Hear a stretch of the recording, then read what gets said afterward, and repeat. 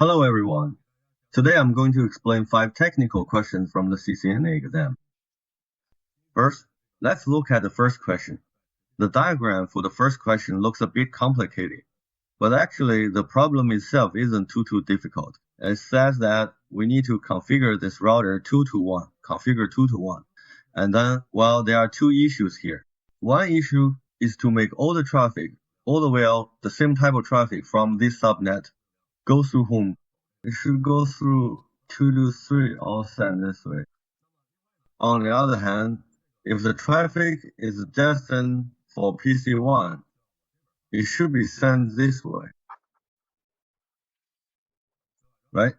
Then on the right, traffic going down to 2 to 3 is for the 10.0.0 024th network. Specifically, traffic destined for PC1 needs to be sent to PC2.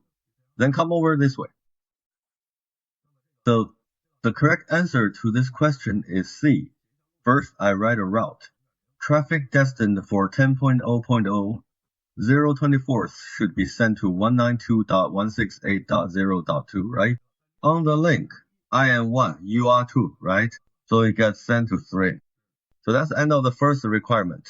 Now, the second requirement is to configure a static route to the host route 10.0.0 530 seconds, right? Traffic destined for 10.0.0.5 should be sent here, which means it should be forwarded to 172.16.0.2. Now, let's look at this segment, 172.16.0x.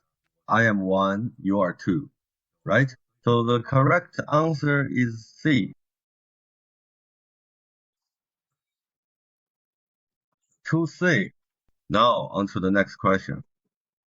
Recently, most of these questions have basically involved rule matching and subnetting.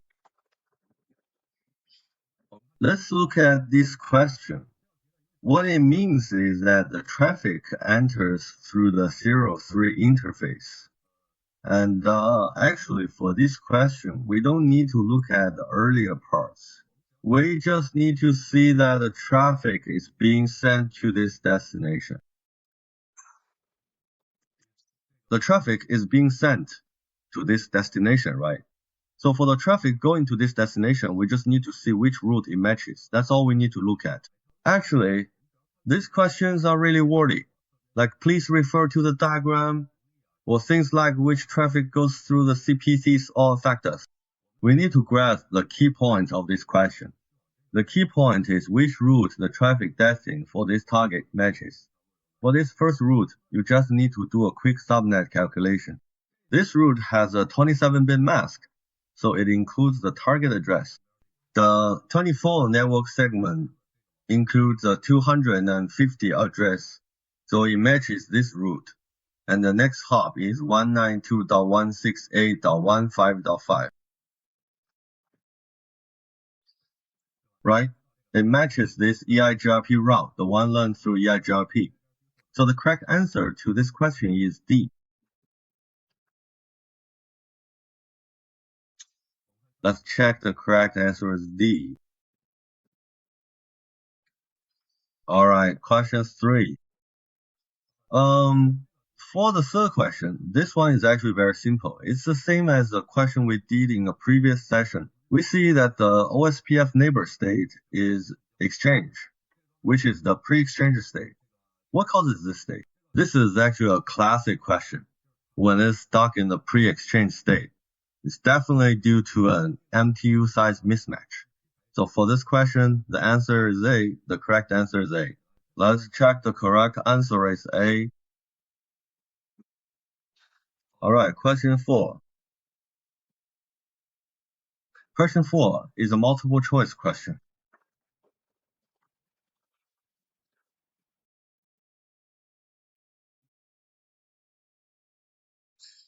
For this question, it's basically asking what it's getting at is, how do we actually make this R2 become the designated router? How do we make it the designated router?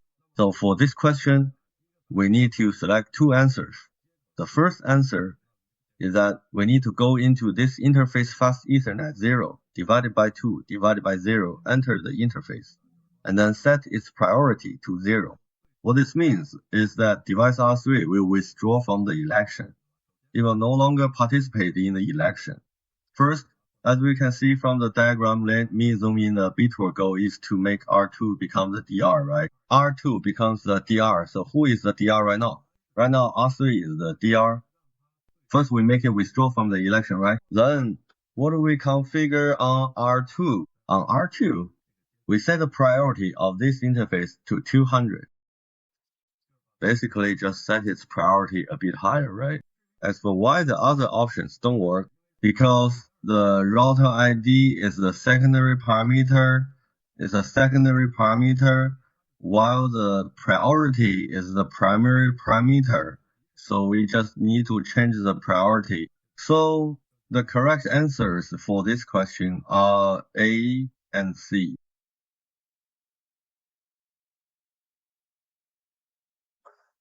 Let's look at the correct answers.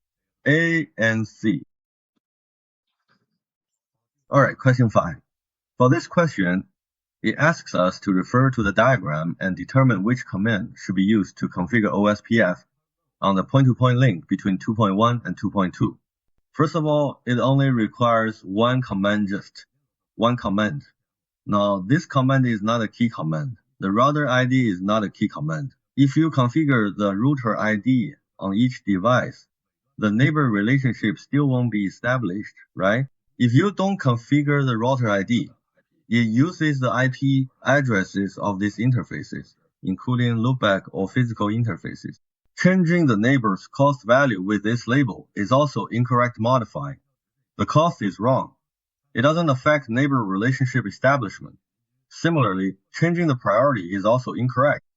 To establish a neighbor relationship, configure this command. Advertise the network segment my interface belongs to, and announce to a specific area. The correct answer is C.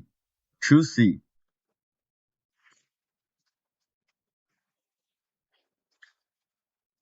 The correct answer is C. Submit. If you want to learn Cisco technologies or get access to Cisco question banks, please send me a private message or leave a comment below technical discussions.